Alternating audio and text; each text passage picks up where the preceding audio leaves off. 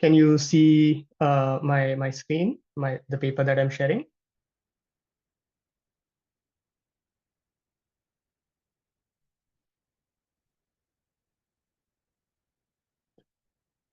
Okay. Okay, you can see. Okay, cool. Hi. So yeah, hi everybody. Good morning, good afternoon, good evening, wherever you are.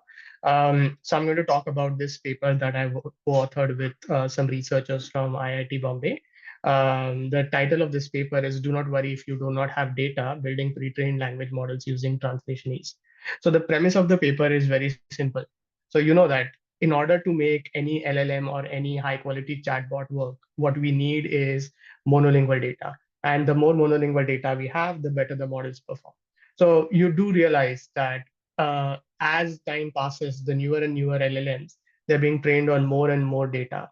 So when GPT-3 was trained back in 2020, the estimated the model size was about what 175 billion parameters, but the number of tokens at that point of time was barely between 300 billion to 500 billion tokens, not that much.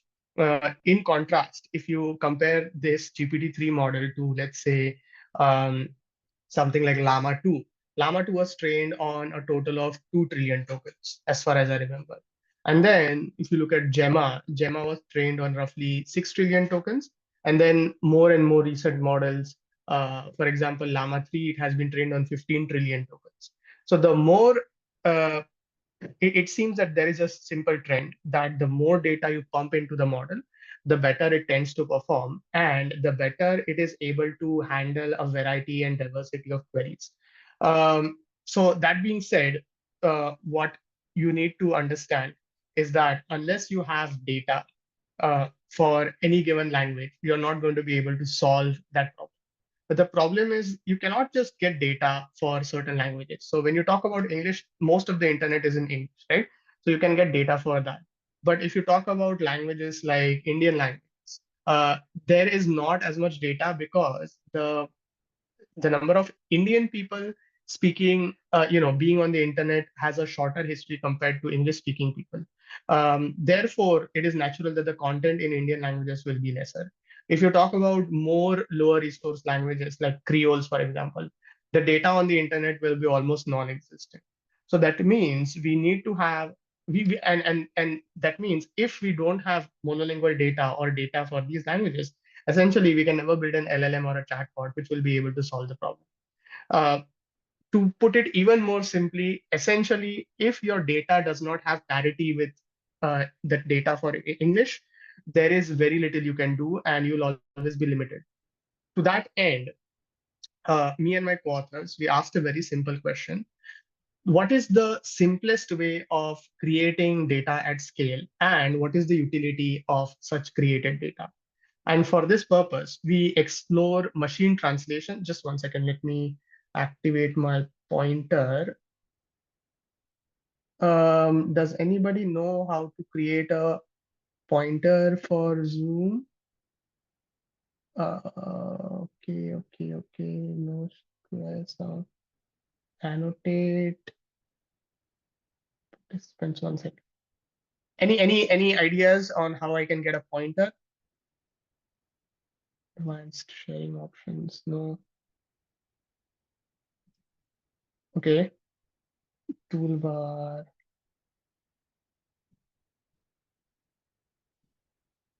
Okay, not this. Spotlight. I No, think sorry. I think so. We can see your cursor, so Oh, that you should can be see my fine. cursor. Oh, right. Okay, yeah, then that makes things easier. I just wanted to make sure that people can see something. Okay, cool. All right, so then that's not the point. So essentially in this paper, what we're doing is we are exploring the utility of translationese uh, as synthetic data created using machine translation for pre-training of LLMs. So why do we call it translationese? Because when you talk about using any kind of automatically generated translations, these are not natural translations. Sometimes and more often, what you'll see is if you translate from English into another language, some artifacts of the English language are still present in that target language. Therefore, the target language sentence is not necessarily a pure translation or a high quality translation, but something called as translations. So we want to see if translation is and not pure translation is good enough as synthetic data for pre-training LLMs. And if you really want the gist of what we did, and you just want to know a TLDR, essentially, if you look at this figure over here, you'll be able to see that there are three, we evaluated for multiple languages, English, Hindi, and Gujarati. And then we had a variety of different observations. So if you have, let's say, clean data, right, which is high quality human created data, then you will see that, let's say for Hindi, which is in, let's say, the green bar, you'll see that, okay, you have some performance on a variety of tasks. When you have synthetic Hindi data, which was generated from English, the performance is poorer. It is not that poor, but it is still poorer. So that means if you just take machine translation system, translate a lot of data, and you get some kind of monolingual data, then you do pre-training and then fine-tuning, you will get some reduced performance. But the moment you start filtering your synthetic data and then pre-train models, you'll see that the comparison between the models trained on clean data versus synthetic data, that gap starts narrowing down. And then if you take this synthetic filtered data and add some amount of clean data, and then you do pre-training plus fine-tuning, you end up with models which are pretty close to models that have been trained on clean data, which have been curated from the web. So long story short, what we show in this paper is that it is completely viable for you to take translationese and then just clean that translationese data, and you'll be able to kind of make do without having to have a huge amount of clean monolingual data, which you've scraped from the web. So this work was motivated by a bunch of previous works, and rather than train on large language models, we decided to focus on small language models because small language models help us establish certain hypotheses. So that is essentially the motivation of this work. And the contributions of this work that we did was we have a simple framework involving high quality machine translation models and tiny language models or small language models on clean web crawl data to mass produce and filter synthetic data for LM training. We show the efficacy of language models on this kind of synthetic data and filtered synthetic data. We evaluate on natural language understanding as well as generation tasks. And then, as a byproduct of this work, we also have this new document level monolingual corpus consisting of about 39.5 billion tokens. Now, this work was being done a bit before the Indic LLM suite work. So Indic LLM suite has 200 billion tokens. This one has about 39.5 billion tokens. But this is clean data. Again, it is smaller than the data set called as Indic LLM suite, but it is still something of a very huge amount of effort because it has crawled a lot of data. And if you compare it to the Indic Corp V2 data set, it is roughly 2 times larger. So I'll skip over the related work section because it mainly talks about the background on monolingual data, synthetic data, quality estimation, and tiny language models. And I'll jump directly into the overall framework in which we operate. So suppose you have clean monolingual documents in high resource language, and typically this would be English.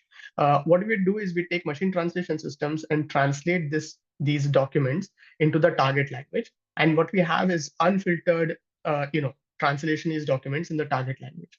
Now, why unfiltered? Because what we do is we break the documents into sentences, translate sentences, and group the sentences back into like a pseudo document. But this document might miss out on a number of, important document level context. So sometimes the sentences might not be well translated. Sometimes there might be certain document level phenomena like anaphors and cataphors and so on, which might not be handled very well. And if that is the case, essentially the documents that you've generated in the target language are going to be of poor quality. So to this, we need to filter, right? And we can't use a very expensive filtering mechanism. We want something cheap. We want something that is fast.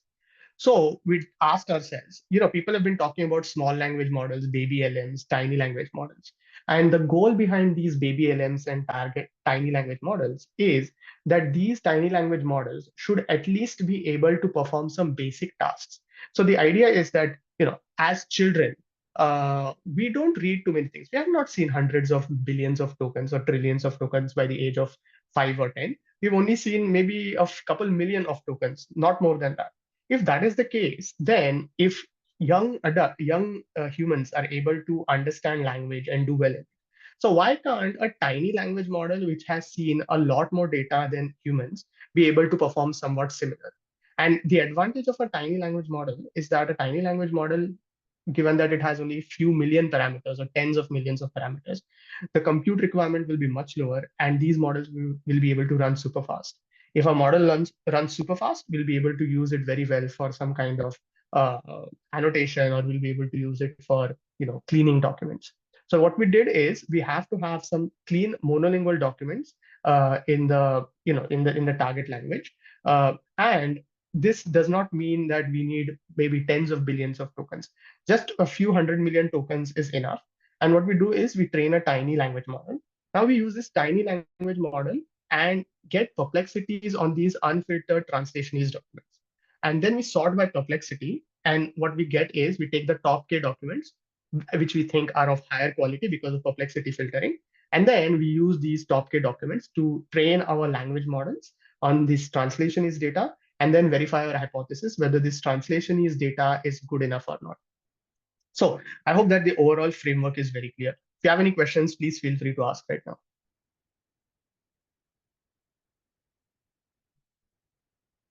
Nothing? Okay, you can always ask later. So the methodology is very simple. We just want to have a way to quickly train a tiny LM, and then once the tiny LM is trained, use it for filtering. Someone's asked a question: what is meant by monolingual data? So monolingual data, which means if you go to Wikipedia, you have a document on, let's say, India, you have a document on China, or you have any document. That document is mostly in one single language, and that is monolingual data. I hope that answers your question. Okay, so we had various sources of monolingual data from web crawled sources, and this was mainly a lot of donkey work involving language identification, document filtering to remove toxic words, and so on and so forth.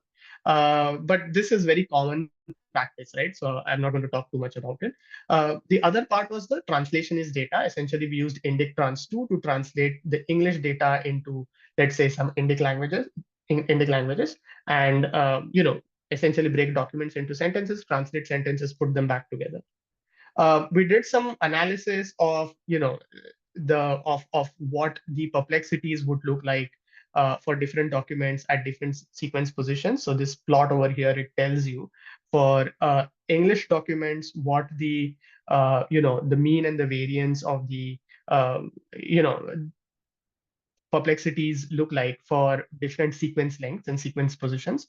And it seems that for English language, mostly, the, the perplexities would be stable with the low variance. But for Indian languages, the perplexities would be rather unstable with a higher variance. So essentially, it means that Indian languages, the Indian language data that we have are definitely more noisier, especially when you have synthetic data. There is a huge amount of noise. Okay, moving on. What so I spoke about tiny language models, right? But what is the compute cost of a tiny language model? So in our case, we trained something like 28 million parameter models and 85 million parameter models. And if you wanted to train these models on, let's say, 6 billion tokens, it would not take you more than a single day to train this model. And if you wanted to use these models to perform filtering, they run very blazingly fast. Essentially, you'll be able to filter 6 billion tokens worth of data, again, in a single day or even less. And even less because you're running these tiny LMs. Once trained, you run them in inference mode, so you don't really have to worry. So this is just the standard perplexity-based filtering. You just use the LM objective, you get the perplexity. It's a very standard approach. And yeah, again, I've mentioned that once you've done perplexity-based filtering, you choose the best documents according to your perplexity filter, and then you do some pre-training and fine-tuning on a downstream task. I'm going to skip over this Indic monodoc because that's just a monolingual document. It is not as good compared to the monolingual document, monolingual data set in Indic LLM suite. So it's okay to skip this section. So I'll go right into the experimental section. So in the pre-training settings, we either use the translationese or synthetic data, or we use the original or web crawl data. So whenever we use translationese data, we call it synthetic or syn. And then whenever we use original web crawl data, we call it clean. Then we have, let's say, clean versions, synthetic versions, and so on. So this particular part of the paper is just introducing some terminology. Don't worry about it. We all, as I mentioned earlier, like right in the beginning, it is possible for you to assume that a small amount of original web crawl data is also available. So we do experiments on 10% of web crawl data, which means we are assuming that most of our 90% of our data is synthetic and 10% of our data is crawled from the web and hence is high quality and not synthetic in nature. Now, how did we do the implementation and training? We have the tokenizer. We do a BP tokenizer using the sentence piece toolkit. We have a shared vocabulary of 56,000 subwords for the three languages, English, Hindi, and Gujarati. And we use 5 million randomly sampled sentences per language. And since Gujarati was a lower resource language, we did a little bit of upsampling for Gujarati, essentially because the data for Gujarati is a lot more scarce compared to English and Hindi. How did we train? We trained using PyTorch Lightning. And again, we used hidden sizes of 768, 4 layers, 12 layers, and we had 28 million and 85 million non-embedding parameters. These are very tiny models or mini models, and these mini models are very quick and easy to train. Okay, what is upsampling? So upsampling is very simple. So suppose you wanted to train your model for three languages, for English, Hindi, and Gujarati. Suppose English had 100 training instances, Hindi had 50 training instances, and Gujarati had only 10 training instances. But you wanted to make sure that the model can pay attention to all languages equally. But if you just fed this data as it is to the model will see more instances of English and fewer instances of Hindi and Gujarati. So what we do is we repeatedly double or multiply the size of the Hindi and Gujarati data by duplicating it, by copying it. So since Hindi had 50 examples, we would just copy it once so that you would get 100 examples. Since Gujarati had only 10 examples, you'd copy it 10 times to get 100 examples. This is a artificial way of boosting the size by upsampling. It is not a very reliable approach, so you need to take a kind of balanced approach, but you have to be very careful about this. Yes, yes, as Sanyam said, it is a act of class balancing, definitely. And I don't know what SMOT mechanism is, but I don't know, maybe I'm not aware of that terminology. If you can share with the chat what SMOT mechanism is, it would help everybody. Anyways, continuing on, one thing that we did was we trained the mini models on clean data with sequence lengths of 4096, and we call it mini 4K. And we used this uh, to perform filtering. So a 28 million parameter model, which we call as mini, which is mainly used for all kinds of, let's say, filtering. And then when we do our actual pre-training experiments, we don't train for 4096 sequence lengths, we train for 1024 because most of our tasks don't have very long sequence lengths. So we consider it appropriate to do actual pre-training on 1K sequence lengths, and that's enough. And then what we do is we use about 2.4 billion word tokens per language to compute optimal training of base models. Since the fertilities can be about 2 times to 3 times, the actual training tokens, not word tokens, but actual subword tokens, can be anywhere between 4 to 6 billion tokens. And Gujarati has about 900 million tokens in the data set. So whenever Gujarati is involved, we only train the mini model. Because why do we train different scales? Because there is something called as chinchilla scaling laws. These chinchilla scaling laws basically tell you that 7 billion parameter models require about 200 billion tokens. So if you have 1 billion parameter models, then you need 200 billion divided by 7 tokens. So we did some calculations and we found out that in order to optimally train a 85 million parameter model, we would definitely need close to like 6 billion tokens, subword tokens, maybe a bit less. And when Gujarati was involved, since the amount of data that we have is limited, we would choose to have a smaller model, which is a 28 million parameter model. Again, this means that the model is not truly compute optimal, but we make do with whatever data we have, and we adjust the scales of the models accordingly. So now, after doing pre-training, we just fine tune on the downstream task. And what happens in the case of downstream tasks? Well, it's very simple and very straightforward. We have the, let's say, so we evaluate for Hindi and Gujarati as the languages for which we create synthetic data. So we have Hindi clean, and in Hindi clean, what happens is this model was pre-trained on high quality Hindi data, which was scraped from the web. This is a very strong baseline.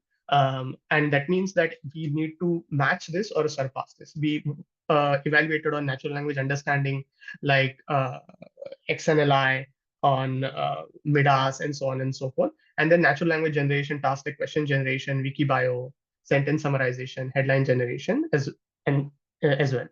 And if you look, just focus on these average numbers for now. The average numbers kind of give you an overview of the overall scores averaged across the different tasks. So you have for Hindi clean, when you use clean Hindi data, you have 77.6, and for NLG, it's 32.04. Now, what happens when you use the synthetic data, which you didn't subject to any kind of filtering?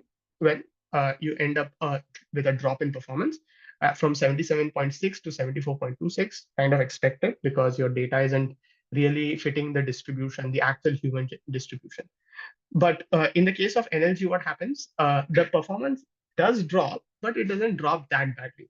So that means NLG is kind of immune to synthetic data. It seems that it doesn't really worry about the need for synthetic data. But again, the performance is subjective, depends on what tasks you're using. Now, if you look at the fourth row over here, you can see what happens when you filter the synthetic data. So note that the amount of tokens that we've used is almost the same for all the settings, first row, second row, and the fourth row. The plus 10% adds some extra data, but almost the data scales are mostly similar. Now, what happens is that if you have filtered data, you can see that filtered data actually leads to a gain in performance compared to the unfiltered data. We go from 74.26 to 76.63. Similarly, for NLG, we go from 31. We don't change much. We go from 31.14 to 31.13. In other words, it doesn't matter whether you have filtered or unfiltered data or not. And then to this filtered data, if you had high quality web data, then essentially you end up with a performance which almost matches the original model's performance. So this is pretty good. Cool. So long story short, we've shown that if you have a small amount of web crawl clean data, then that's good enough because all you need to do is just mass curate a lot of unfiltered data and then filter it and then just add some clean web crawl data and you should be perfectly fine.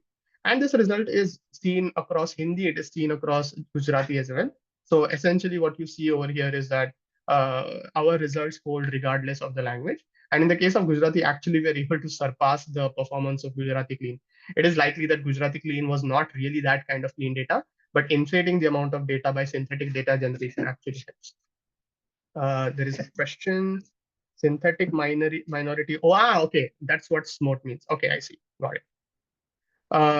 Okay, so now what happens is we've shown that synthetic data is viable for Hindi generation and for Gujarati generation as well as classification. So another question is, what if does this hypothesis also work when you have synthetic data for English? Because what happens is there will be certain documents which are written in Hindi which might not have been ever translated into English. If so, sometimes you might ask an English LLM about something that might have only existed in Hindi documents. So maybe it's good to translate Hindi documents and have the English LLM or language model know about Hindi specific concepts or concepts which are only available in Hindi. So that's why we did this experiment where we compared an English only model trained on clean English data and then compared it against English only model trained on synthetic English data, but synthetic English data was generated from Hindi and then it was subjected to filtering. So what happens is, of course, because the English only model, it had a very high average score of 76.87. And whenever we did unfiltered, let's say, uh, unfiltered English data, which was synthetic, of course, our performance dropped because it is unfiltered and synthetic data. But when we subject things to filtering, of course, we recover a significant amount of performance. And then when we take like mostly synthetic data and only 10% of clean web crawl data, our performance is within 1% average of the original high quality English clean data. So essentially, it means that this strategy is also viable for English. So don't worry. This is applicable regardless of the direction. So Himanshu says, I've heard a lot of criticism. Does SMOT really work when working with relatively large data sets or on small data sets? Actually, this is a very important point. So this whole concept of oversampling doesn't necessarily it isn't a very hard and fast scientific solution. People have empirically shown for machine translation that heavily oversampling certain data sets does not necessarily lead to a positive benefit. Scores might be boosted, but it might be that the model is actually just memorizing certain things. So you need to be very careful about how you oversample your data sets. There is something called as temperature-based oversampling, and in temperature-based oversampling, you don't brute force oversample, but you oversample with a certain increased probability, which is controlled by a temperature coefficient. In the real, how can we believe that generated data sets? You mean how do we believe that generated data sets are reliable? Actually, it's very hard to rely on this. But if the test sets are any indicator of real world performance, uh, then it would mean that if we do better with generated data sets, then it means that, okay, to a certain degree, we can believe, since the test sets are an indicator of generalization or general performance, and if synthetic data does lead to a good quality performance on these test sets, we can believe them. Of course, they're not 100% believable, which is why I'm advocating for a huge amount of filtering and investment into technologies for filtering. Hope that clarifies your question. Okay, cool. Moving on. Then we did some kind of other smaller evaluations on what would happen when you reduced the model sizes. Like, for example, in the previous experiments, I showed model sizes of 85 million parameters, but what would happen in 28 million parameter models? Again, the story is remaining the same. It's the case that unfiltered data leads to drops in performance, but filtered data and adding some additional clean data to it leads to an increase in performance, and you manage to kind of catch up, if not surpass, the situation where you have only clean data. More questions, please. Okay, I'll get to this question after the paper. Okay, cool.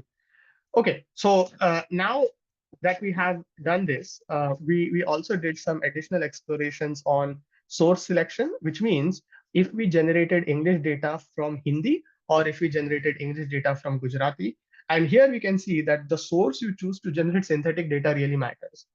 So if you look at the performance of English Clean, uh, you had high quality English data from the web, you got an average performance of 70.93. And then when you generated an equivalent amount of English data from Hindi, you're actually able to get to the highest possible performance of 70.25. But if you generated the same data from Gujarati, your performance actually significantly lower at 62.32. So you lose about 8 points on average. So this means you should be wisely choosing what is the source language to translate from. And this is also subjective, not only to the source language, but also possibly because of, because in one source language, there might be enough knowledge that has been covered for the target language. For the other language, that knowledge might not be good enough. It might be some orthogonal knowledge, which is not required for that specific task. Alternatively, the empty system that you use for generating synthetic data might not be good enough. So that is an issue. So choose your sources wisely. When you generate Indic languages, you have only one option, which is English. But when you can generate synthetic data in English, you have to choose your Indic language wisely. So be very careful. So yeah, overall, we see that the story seems to be that for natural language understanding, it seems that filtering is extremely important. For natural language generation, filtering is important, but not as much as it was for natural language understanding. So this, again, one other caveat is that we've experimented on small language models, right? Small language models are easier to train. Small language models are faster to train. But the real scale starts when you go beyond a billion parameters or 7 billion parameters. Problem is we don't have enough English data for billions parameter models. So that's why we are kind of in a situation where if you don't, so it's a chicken and egg problem, right? You don't have enough data, so you can't train large models. And because you can't train large models, there is, you need to create that data. But to create that data, you need to know if it will be useful in a large situation. So it's a kind of a chicken and egg. We need to figure out a way where you have this reliable synthetic data, and this synthetic data should also be useful in not just small scales, but in large scales.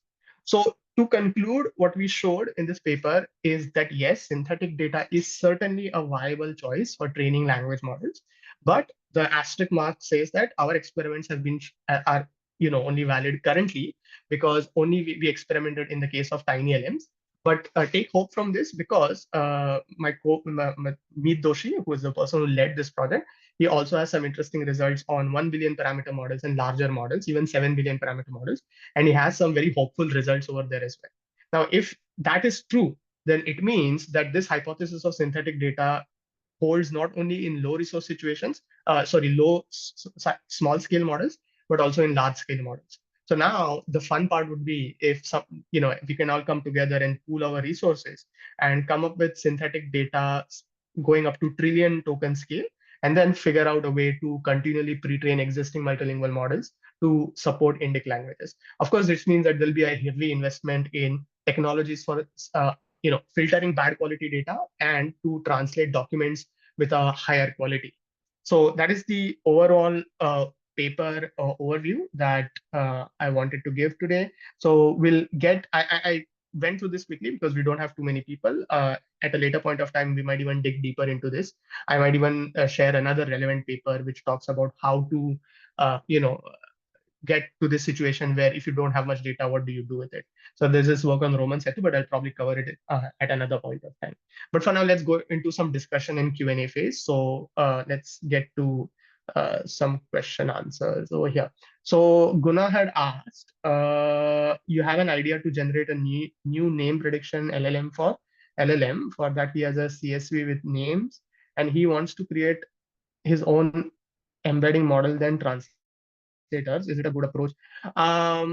Yes, you can, but the methodology itself will matter. So you'll have to actually kind of choose. And I think BERT models do kind of help out in doing that. If you mask out certain parts and you ask the BERT model to kind of predict, it will be able to create certain content as well. So yeah, it should work. But I'm not very exactly sure what the specific problem that you're working on. But yeah, I would say that I don't think it's impossible. Okay.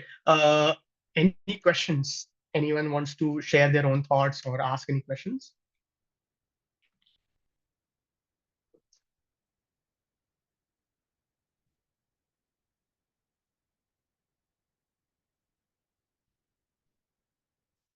If no questions, that means either you didn't understand anything or you understood everything. So I'm hoping it's the latter.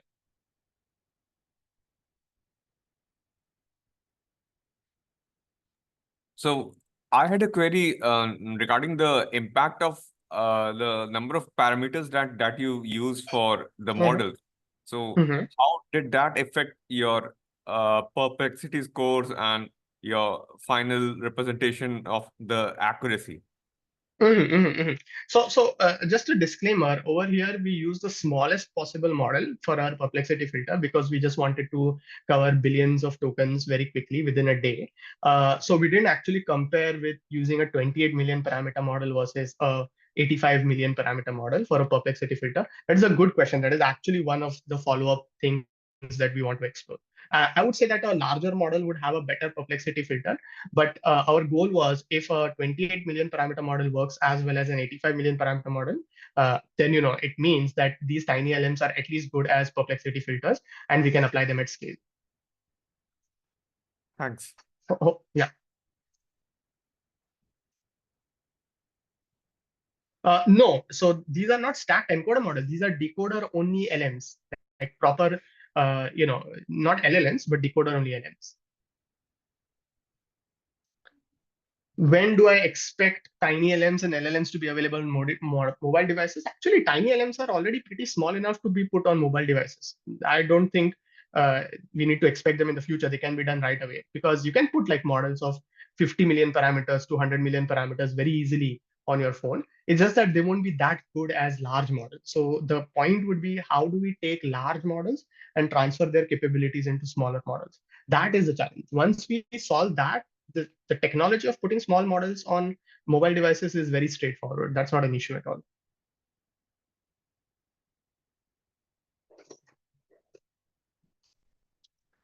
Any more questions? Any doubts?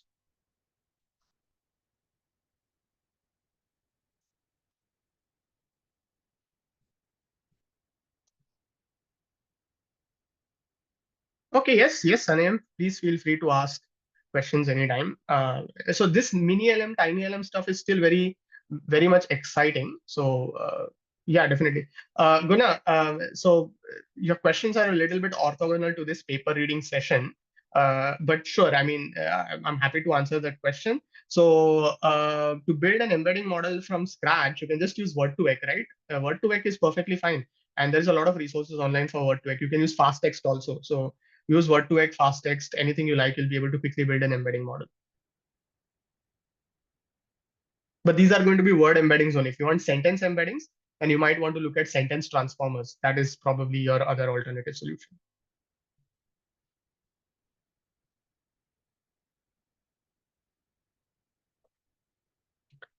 Himanshu asks a curious question, probably a stupid one. There's no stupid question, by the way. Can language models have a preference towards the particular languages that they're pre-trained on? So, like we saw, Hindi and Gujarati case.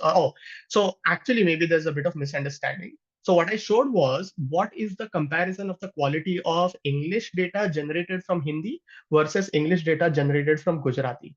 So, it seems that English data generated from Gujarati is not as good as the English data generated from Hindi uh, for two reasons. Because maybe the Gujarati data itself belongs to a different domain than the downstream tasks. Or maybe the knowledge contained in the Gujarati data originally was not enough or not relevant to the downstream tasks.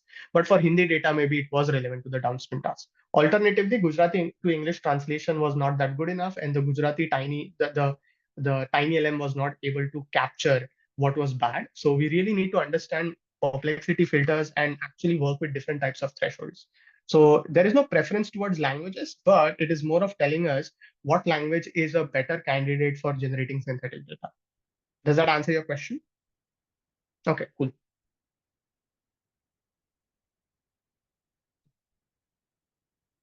Is there an advantage for Marathi since it shares the Devanagari script, which is abundantly? Yes, yes, that is actually a very good point. So if you take a look at the Indic BERT and Indic BART works that I was the one who created Indic BART. And we've shown over there that sharing scripts between different languages actually leads to performance improvement. So for example, if you used, let's say, Hindi and trained it with Tamil, but you kept Tamil in its own original script, versus you took Hindi and then trained it in Tamil, but Tamil was converted to Devanagari. This model actually did a little bit better for Tamil. So essentially, you can transfer knowledge from one language to another if you share scripts. And actually, this is also the basis for our work called Roman Setu, which used Romanization as a way of leveraging English-only LLMs to handle Indic languages. Does that answer your question, Sid? Okay, cool. Cool, cool, cool. Okay. I mean, I'm very happy you asked so many questions. It's very nice. Any more questions? We have about 15 more minutes, but um, yeah, that's totally, we can end the session a little bit early as well.